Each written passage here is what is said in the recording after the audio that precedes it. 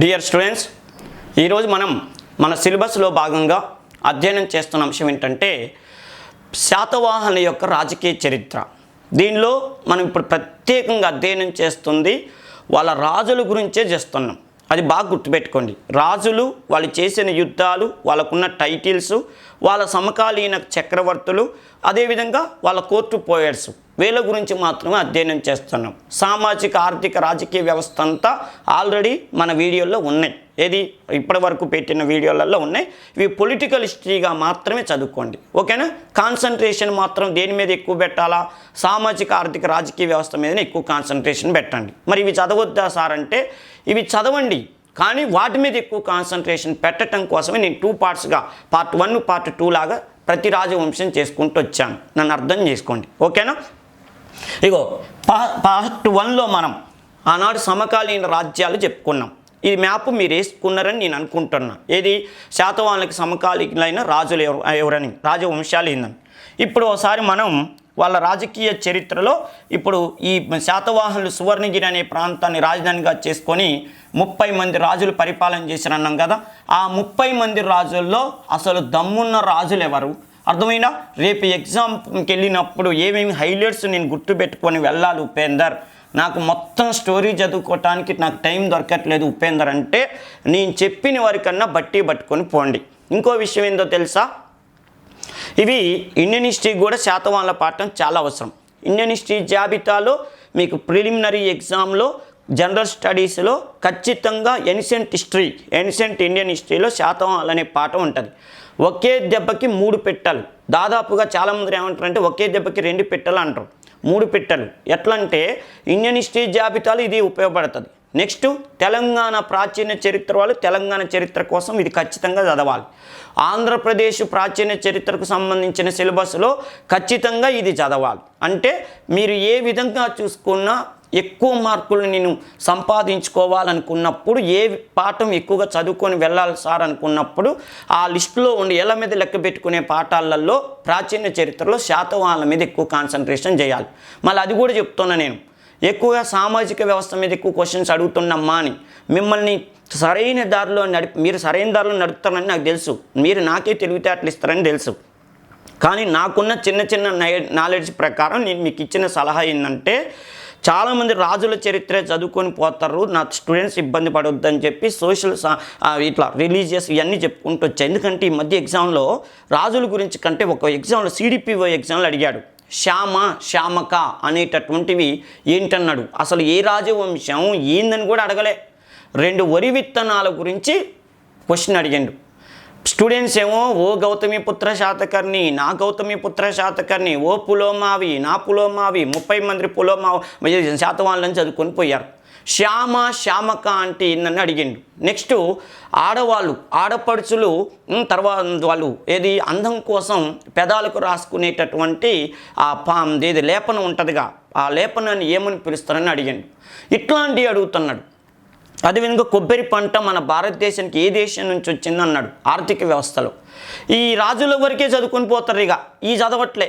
నువ్వు 10 సంవత్సరాలు రాజుల చరిత్ర చదువుకొని పోయి 10 నిమిషాలు ఆ బిట్టుకు ఆన్సర్ పెట్టకపోతే ఎందుకు చెప్పు నువ్వు చదివి? అవునా? ఆ ప్రాబ్లం లేకుండా మీకు 2 పార్ట్లుగా చెప్తున్నా.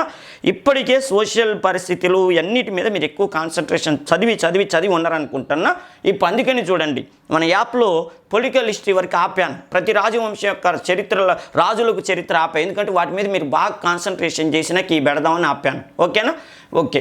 మీరు నన్ను తిట్టుకుంటా ఉన్నారు, ఇంకా సార్ సిలబస్ కానిట్లేదు, నిద్రమోకూడని నన్ను తిట్టుకుంటారు. ఓకేనా? ఇప్పుడు చూడండి, మొత్తం శాతవాహన ఇటు మీరు స్పేస్ ఉంచండి. నేను ఎలా అయితే ఇట్లా పేర్లు రాసినో మీరు కూడా అటు ఇటు స్పేస్ ఉంచుకొని నోట్స్ రాసుకోండి. ఓకేనా? మీకు అర్థమైద్ది అనుకో. ఎందుకనంటే చూడు, శాతవాహన చక్రవర్తుల్లో ఇప్పుడు మనకి శ్రీముఖ మొత్తం ఎంతమంది చక్రవర్తులు?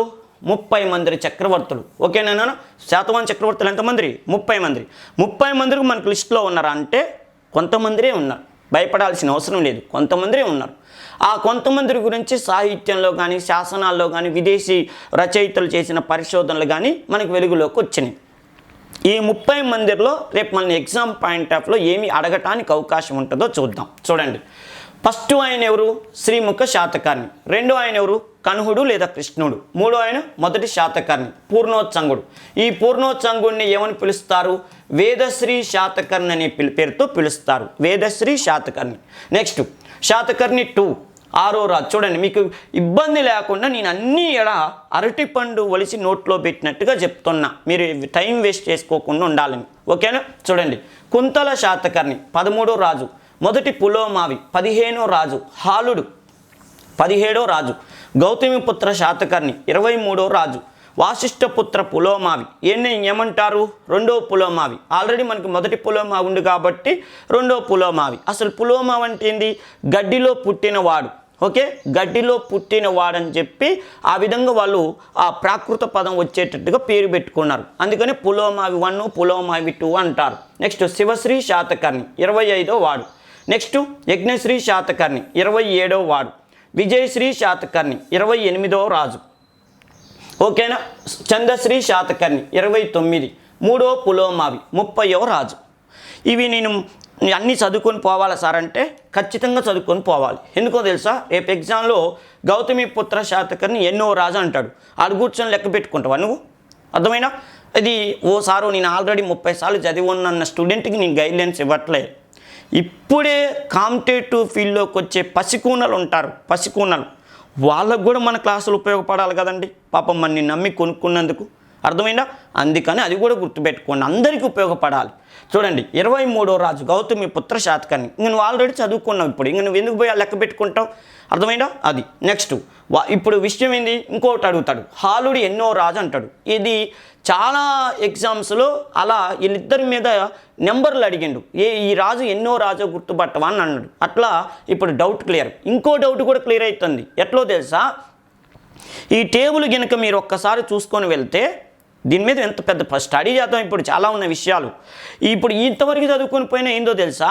చాలామంది పిల్లలకి ఏ రాజు తర్వాత ఏ రాజు వచ్చిండో కూడా తెలియని వాళ్ళు ఉన్నారు.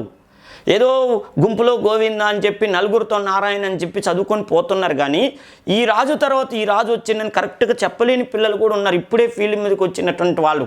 పాపం వాళ్ళకి ఇది క్లియర్గా అవుతుంది ఇది చదువుకోవటం వల్ల, ఏ రాజు తర్వాత ఎవరు వచ్చిండు. రెండోది చూడండి, శ్రీముఖ శాతకర్ణి నుంచి మొదలు పెడితే శ్రీముఖ శాతకర్ణికి ఈయన కొడుకు కాదు, కన్హుడు అనేవాడు కొడుకు కాదు, తమ్ముడైతాడు. ఎక్కడైనా ఒక రాజవంశంలో తండ్రి తర్వాత కొడుకు చక్రవర్తి అవుతాడు. మరి కన్హుడు లేదా కృష్ణుని ఎందుకు చక్రవర్తిని చేశారంటే వాళ్ళ కొడుకైన మొదటి శాతకర్ణి, అంటే శ్రీముఖ శాతకర్ణికి మొదటి శాతకర్ణి కొడుకు అనమాట. మొదటి శాతకర్ణి బాలుడు కావటం వల్ల వాళ్ళ కొడుకు ప్లేస్లో తమ్ముడిని శ్రీముఖ శాతకర్ణి చక్రవర్తిని చేశాడని అంటారు. దీని మీద మీరు నాకు కౌంటర్ వేస్తారు.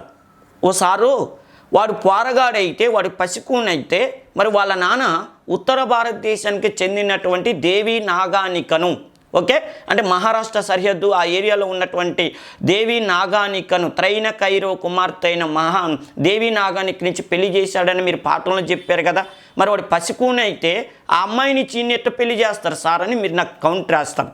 విషయం ఏంటంటే దీని మీద చరిత్రకారులు చేసిన పరిశోధనలు ఏమంటారంటే, తన తండ్రి తర్వాత కొడుకు వాస్తవానికి రాజు కావాలి, కానీ వీడు పసిపిల్లగాడు కావటం వల్ల రాజు కాలేదు అని చెప్పటానికి ఒక అడ్డం ఏమొస్తుంది, ఒక అడ్డుపుల్ల ఏం పడుతుందంటే, అడ్డు వ్యవస్థ ఏది పడుతుందంటే, వాడికి వాళ్ళ నాన్న పెళ్లి చేశాడు, ఆ దేవి నాగానిక నుంచి పెళ్లి చేశాడని మనం చదువుతాం.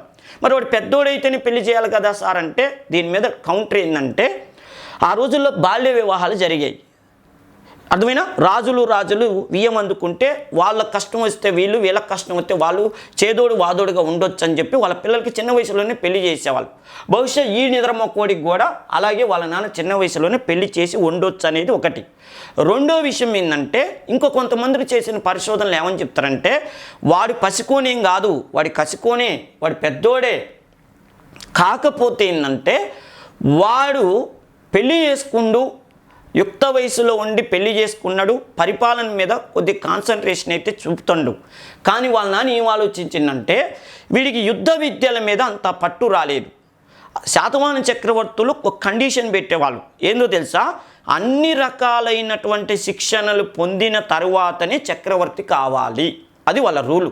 అన్ని రకాల శిక్షణలు నేను రాజు అయినాక నేర్చుకుంటా అంటే కాదు, నువ్వు అన్ని రకాల శిక్షణలు తీసుకొని ఆ విద్వాంసులు అంటే టాలెంటెడ్ పర్సన్స్ ఉంటారుగా గురువులు, ఆ గురువుల ముందు నువ్వు నీ టాలెంట్ నిరూపించుకున్నప్పుడు నీకు ఇంటర్వ్యూలో కనుక మార్కులు వేసిన చేసి ఓకే యు ప్రొసీడ్, నువ్వు రాజుగా సెలెక్ట్ అయినావని చెప్తారు. అంటే రాజు వాళ్ళ కొడుకుని సింహాసనం ఎక్కించటం కూడా ఆయన చేతుల్లో ఉండేది కాదంట.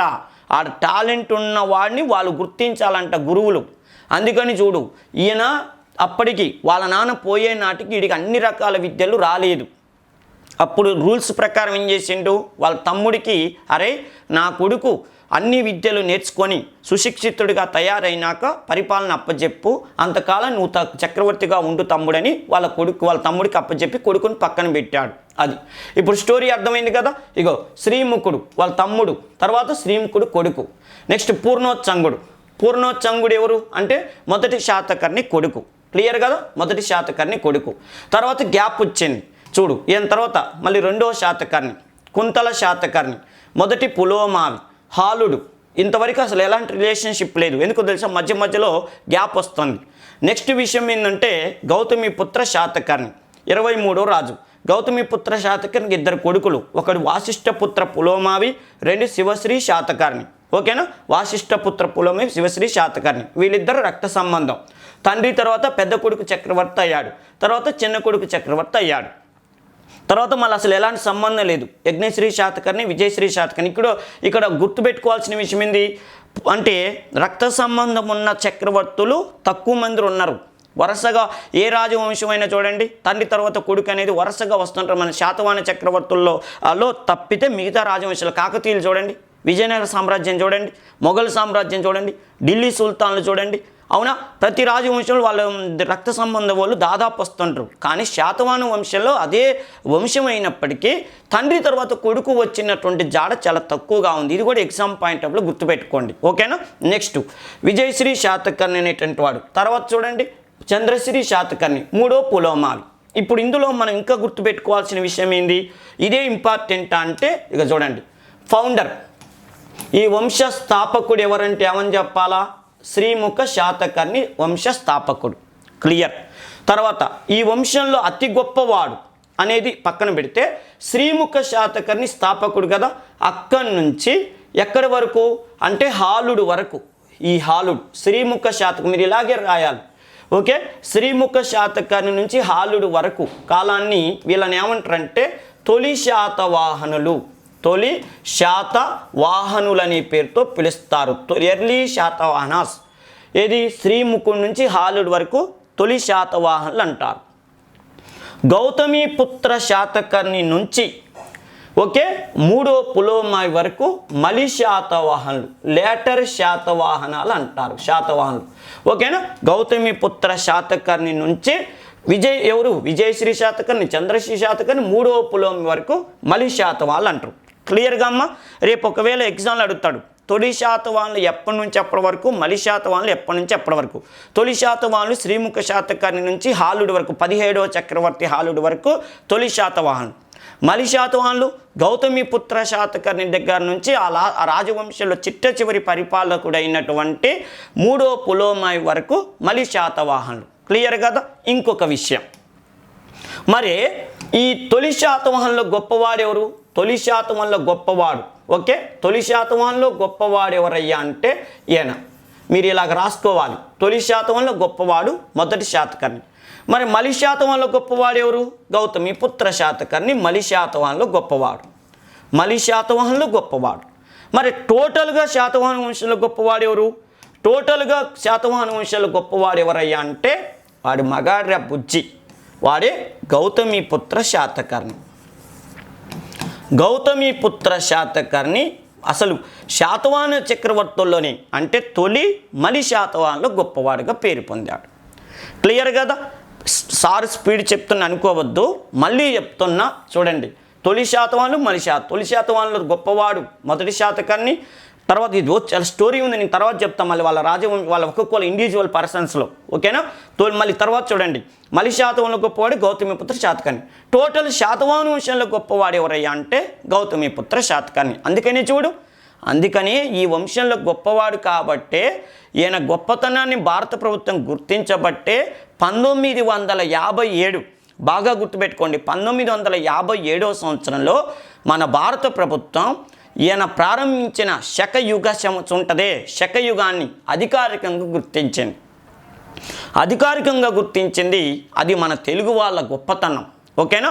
అర్థమైన గౌతమిపుత్ర శాతకర్ణి అనగానే భారతదేశంలో ఎంతోమంది ఎన్నో భాషలు ఎన్నో ప్రాంతాల వాళ్ళు ఉంటారు. కానీ ఎవరు గుర్తుకొస్తారు?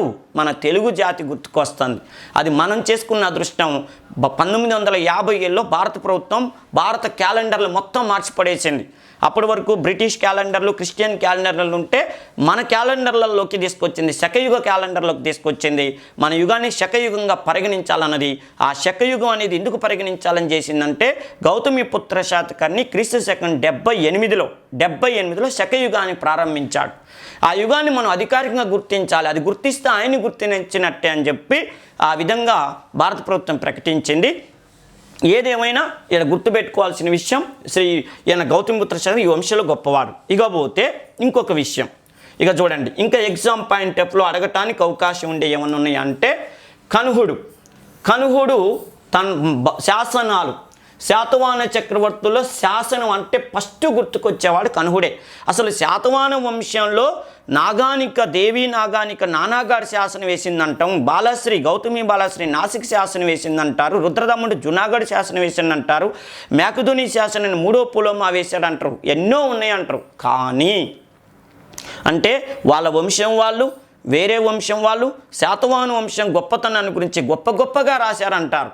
కానీ అసలు శాసన వ్యవస్థని శాతవాహన చక్రవర్తులు ఫస్ట్సారిగా ప్రారంభించిన చక్రవర్తి ఎవరంటే కనుహుడు లేదా కృష్ణుడు అనేటటువంటి వాడు. సార్ కనుహుడు అనేవాడు కృష్ణుడిగా ఎందుకు మారింది సార్ అంటే బ్యాక్గ్రౌండ్ స్టోరీలు చెప్పుకుందాం. ఇంకో విషయం, కనుహుడు తన పేరు మీదనే కనిహేరి గుహల్ని తొలిపించాడు మహారాష్ట్రలో.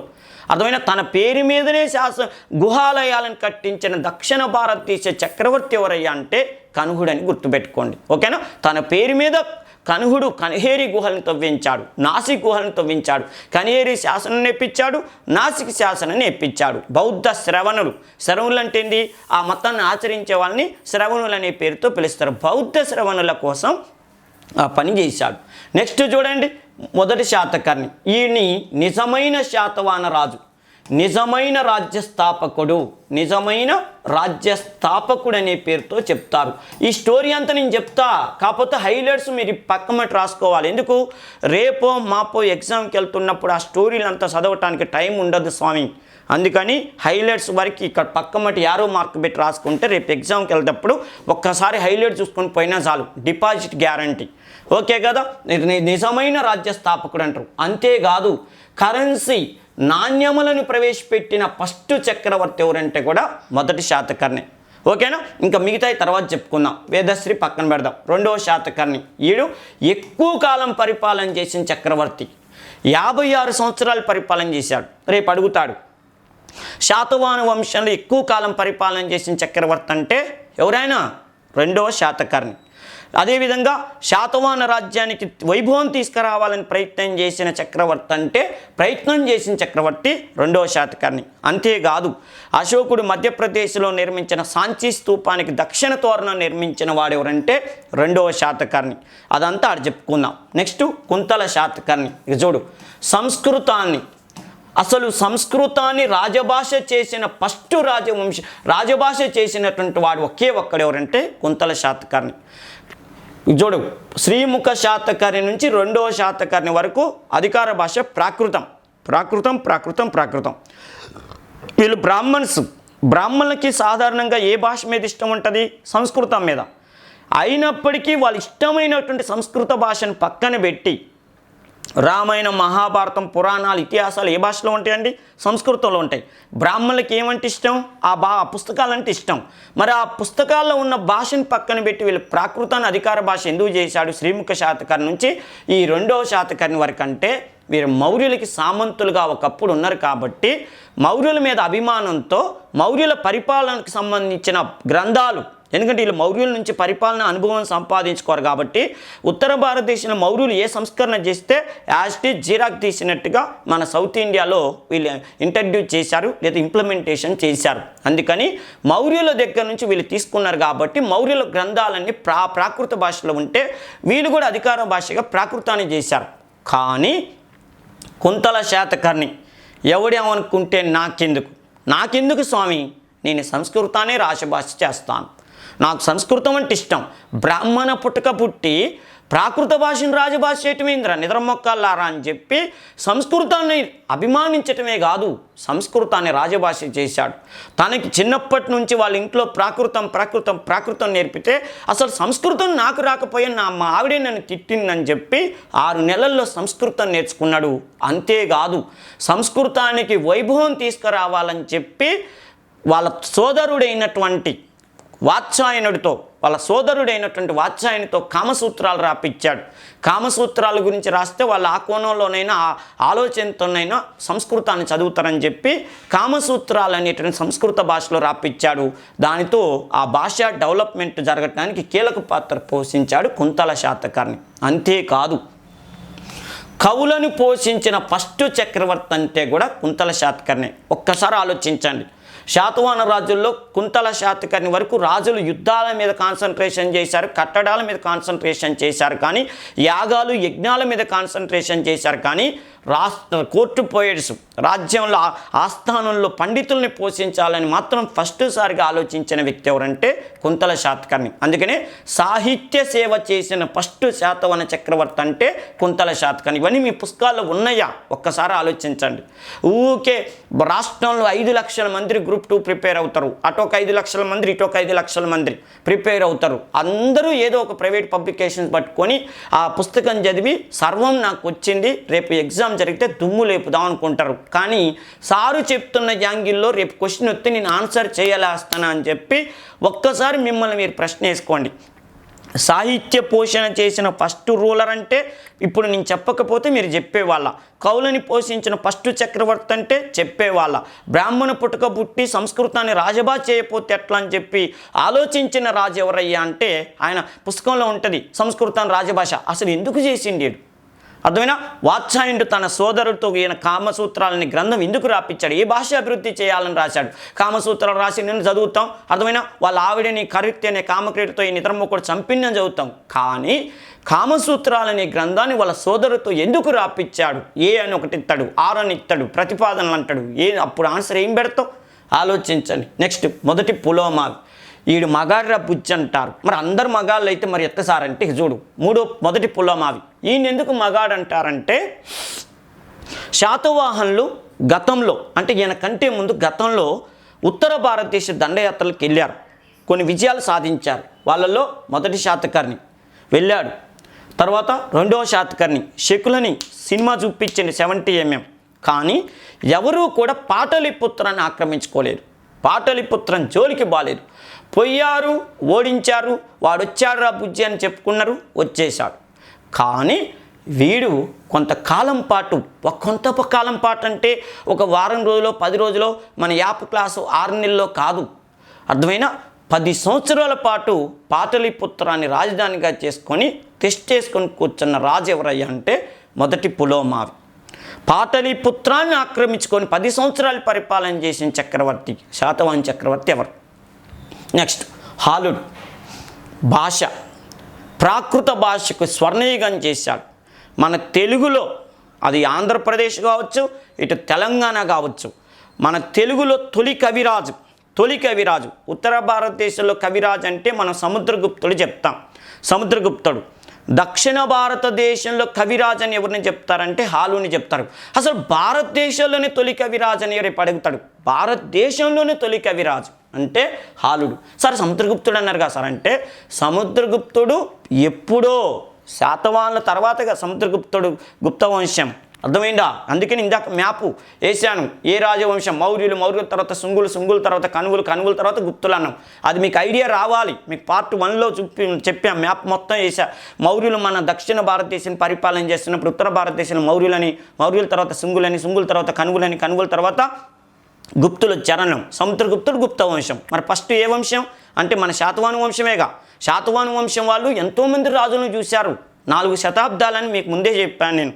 ఓకేనా. అంటే భారత రిపేడ ఎగ్జామ్లో కవిరాజ్ అనకుండా భారతదేశంలో మొట్టమొదటి కవిరాజ్ అని ఎవరంటే మీరు కన్ఫ్యూజ్ అవుతారు. కాకుండా ఉండాలంటే ఇప్పుడు విన్నారు మీరు. కవిరాజ్ హాలుడు కవివత్సలుడు అనే బిరుదు పొందాడు. కవి అయినోడు రాజు కాలేడు, రాజు అయినోడు కవి కాలేడు. కానీ రెండూ అయినటువంటి సూపర్ స్టార్ ఎవరంటే హాలుడు. స్వర్ణయుగం అంటారు. ఓకేనా. అంతేకాదు శ్రీలంక దేశానికి దండయాత్రకు వెళ్ళినవాడు అంటే రేపు ఎగ్జామ్లో ఏమంటాడు, విదేశీ దండయాత్రకు వెళ్ళిన ఫస్ట్ రూలర్ ఎవరు అంటాడు. నువ్వు శ్రీలంక దేశానికి దండయాత్రకు వెళ్ళిండో లేదా పద్మావతి బిడ్డ లీలావతిని లవ్ మ్యారేజ్ చేసుకున్నా అనేదో చదువుకొని పోతావు. నిన్ను కన్ఫ్యూజ్ చేయాలని చెప్పి ఎగ్జామ్లో ఏమంటాడు తెలుసా, శ్రీలంక దేశానికి లేదా సిలోనికి ఆగ్నేషియా దేశాలకు దండయాత్రకు వెళ్ళిన ఫస్ట్ రూలర్ ఎవరయ్యా అంటే మన హాలుడు. ఓకే కదా. అంతేకాదు చోళులు అనేటటువంటి వాళ్ళు చోళులు. ఓకేనా. చోళ రాజవంశం అని మనం చెప్పుకున్నామే. ఆ చోళులు అనే వాళ్ళు ఆగ్నేషియా మీదకి తర్వాత కాలంలో దండయాత్ర చేయడానికి ఒక విధంగా ఇన్స్పిరేషన్ పర్సన్ ఎవరయ్యా అంటే హాలుడు. కరికాల చోళుడు అనేవాడు ఎక్కడ శ్రీలంక మీదకు దండయాత్రకి వెళ్ళాడు. అక్కడ శ్రీలంక చక్రవర్తిని ఓడించి 12,000 మంది యుద్ధ ఖైదీలని పట్టుకొచ్చి వారితో కావేరీ నదికి ఆనకట్ట కట్టించారని ఇండియన్ హిస్టరీలో చదువుతారు. కరికాల చోళుడైనా ఏ చోళరాజుకైనా దక్షిణ భారతదేశం నుంచి శ్రీలంక మీదకు దండయాత్రకి వెళ్ళాలని ఐడియా ఇచ్చిన వాడెవరయ్యా అంటే మన హాలుడు. ఇకపోతే గౌతమిపుత్ర శాతకర్ణి అసలు ఈ వంశంలోనే సూపర్ స్టార్ అంటారు. ప్రజలని కన్నబిడ్డలుగా చూసుకొని దక్షిణ భారతదేశ అశోక అని పిలిచి ఎవరినంటారంటే గౌతమిపుత్ర శాతకర్ణిని పిలుస్తారు. సార్ దక్షిణ అశోక అని చెప్పి ఇక్ష్వాకు వంశంలో వీరపురుష దత్తుని పిలుస్తారుగా సార్ అంటే ఎక్సలెంట్. వీరపురుష దత్తుని కూడా దక్షిణ భారతదేశ అశోక అంటారు. కాకపోతే ఆయన బౌద్ధ మతాన్ని ఆచరించటంలో అశోకుడికి మించినాడు కాబట్టి అందుకని ఆయన దక్షిణ భారతదేశ అశోక అంటారు. ఈయన ప్రజలకి కన్నబిడ్డలుగా చూసుకున్నాడు.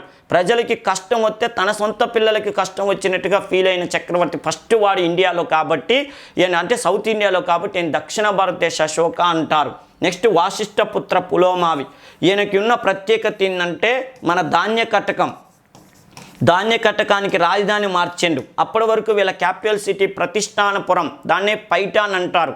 ప్రతిష్టానపురం క్యాపిటల్ సిటీ అయితే రాజధానిని ధాన్య కటకానికి మార్చిన ఫస్ట్ రూలర్ అంటే రేపు ఎగ్జామ్లో ఏమంటాడు వాడు అడుగుతాడు. ఏమంటాడంటే పడమర